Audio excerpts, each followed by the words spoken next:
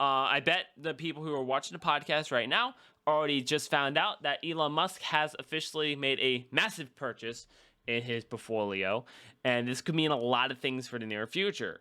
But Elon Musk has officially buys Twitter for 44 billion.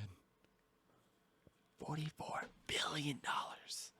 That's, I'm sorry, this year is full of big purchases from massive people. But so this was one of the things that I noticed whenever Elon Musk was trying to buy Twitter, is he wants to make an edit feature so he can edit your tweets. Everyone hated that. Everyone said you should not be allowed to edit your tweets. You should, if you can edit it, it should only be in the first minute of posting. So you could be like, yeah, like a 10-second undo button. Like, yeah, okay, like an undo. Be this like, was too whoa. hot of a take. I got it. No, I can't do this. Yeah, or you fucked up spelling because you're retarded, like me, and you've just messed up something, like you spelt the with the capital H. Like, you're like, I need to fix that, so you can at least go back and fix it.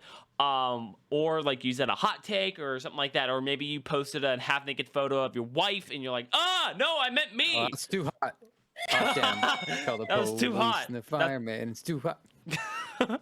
I love the Charles sound effect there. So, what do you guys think it's a good thing Elon Musk has made a purchase for Twitter? Do you think it's a bad thing? Yeah, I mean, all of the people that boil my blood on a regular basis are all pissed off at this. So the fact that they're all pissed off makes this a very happy day for me. So I very much am glad that Elon Musk does this. Wealthy people, they tend to be pressured a lot to give their money, whether it be by way of taxes, which by the way doesn't work because they can pay people to subvert that, so that's just not going to work. It's and by the way, you don't want to punish people for being rich. You want to incentivize people to be rich through doing something worthwhile. You want to punish people who got rich through illicit means, of course. So all of that aside, Twitter, I've been on Twitter since August 2009, and I used to enjoy it as just kind of the same reason why I would enjoy Vines. Just condense a message. And as a writer, I like the challenge of trying to convey my point in as few characters as possible. I was somewhat irritated when they increased the character limit, but that's okay. The spirit of Twitter still lived on. But I typically try to keep politics out of it, but I think it's got to be brought up here. I was very much unhappy with the way they treated a lot of people on the right side of politics. Yep. The right wing. If you're right wing, your days on Twitter were basically numbered. And Twitter is not supposed to be about that. Twitter is supposed to be a cesspool of vile and toxicity from both sides, and is very much leaning towards the left. And the left has this thing where they think their point of view is like the center and is therefore reality. But it's usually only one side of an argument, and they view the other side of the argument as just pure crap. And the right has the same problem, but the right doesn't dominate Twitter. So I can't chastise them for it. So Elon Musk taking it over is supposed to realign it to a neutral platform, so that both sets of ideas can go at it. That's what it's supposed to be. And of course, the people on the left and are all complaining about it, and it just amuses me to see them pissed off because they are some of the most smug assholes on the planet. So fuck 100%. them. And I am so looking forward to being able to go back to say whatever stupid idea comes to my mind, such as gamers are becoming a gamer is one step closer to becoming a pedophile. Why? Because gamers get used to the idea of early access. Find me on Twitter, folks. Oh, that was okay. Okay, that was good. That was good. Oh my god, that was really good. So now with kind of jumping a little bit back into the politics side. So I don't actually I'm like the most neutral person you're ever going to talk to because I actually understand both sides. My mom didn't raise me to like one color or the next. She didn't raise me to vote on one side or the other. Vote on who makes sense. That's how I see politics, is I vote on whatever side would actually benefit the country, we the people, not we one person. Now, with that also being stated, so I'm hoping like you, having Elon controlling it has the equal grounds. I'm really hoping so, because no matter what, it's not freedom of speech. that's one thing I want to get out of the way right now. Having a Twitter does not mean freedom of speech, because once again, that's not how it works. But the fact that you should be able to go on there, state your mind, state your opinion, and be good, and if you get people trashing on you, guess what? That's what happens when you sat there and spoke. You obviously can't say, I'm gonna fucking kill you, Elon. Like, you can't say that on Twitter. You can't say that in person. So don't fucking say it. Like, that's how it should work. Yeah. So when it's all said and done, I'm really hoping to see the positive come out of this.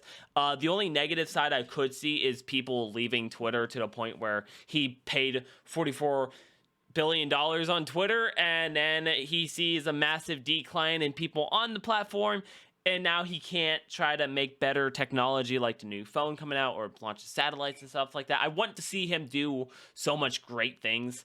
I'm really hoping so. I'm hoping to see people like Elon actually continue to do good in the world and making eco-friendly cars and making things better. It does baffle me to see how people just like loathe the guy.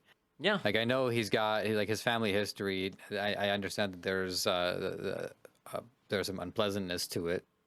So I get that. Like, no one's perfect. But what else can a man do?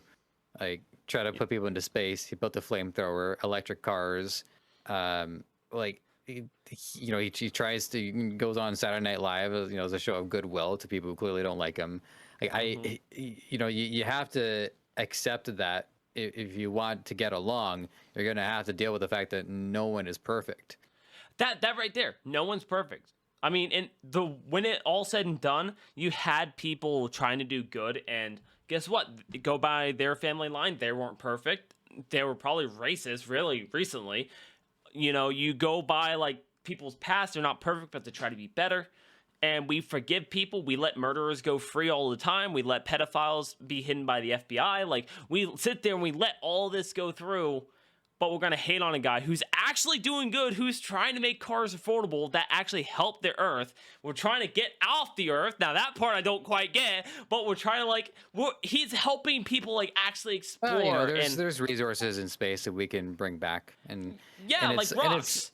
Yeah, like, any invest precious rocks, shiny rocks. You're true. But You're like right, I used to be like against space travel a lot when I was younger, because it's just like, we have problems here, we should be solving those problems.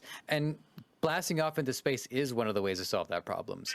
Is our species is cursed with conflict. We are always going to be fighting something, whether it's each other.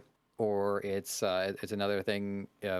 So we need to find something to actually work together on, and colonizing a new planet might be the first step towards antagonizing an alien race, and then the aliens come after us, and then we all start working together.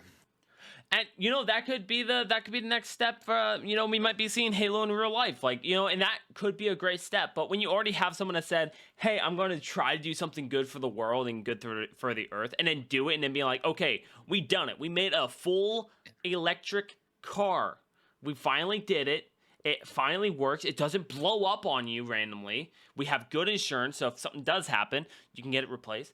Now let's figure out how we can send people up to Mars. Like, yeah, he fucking did it, and people are still going, well, how about you fix the problems on Earth? He is! He just made electric cars, and now he's trying to make them for under $20,000. Like, he's doing it! He has payment plans. Like, people antagonize me. But hey, soon you can complain about it on the new Twitter. So maybe we'll call it eTwit. eTwit. I like it. I love it. Charles, what's your opinions on Elon Musk buying Twitter for $44 billion? And don't you dare play a sound bit of Leroy Jenkins. Who the hell cares? I mean, I'd like to hear it out of your mouth. Honestly, if I don't really care. I don't use Twitter. Neither do I. I don't use Twitter. I use it a bit. In real life? Yeah. You posted today. Oh yeah, I did. I wonder if I got the piss taken out of me for that. Yeah, I mean, I don't use Twitter either. If Halo was a real life thing, besides like the elites, I'd be happy about that. Just the suits themselves. But as it goes for Twitter, honestly, like when it's all said and done, I don't care. I'm just hoping it calms down the whole politics nonsense. I will. If I get big, I will probably have to use Twitter, because let's be honest, if you want someone like Mr. Beast to notice you, tweet at him. You would probably get noticed.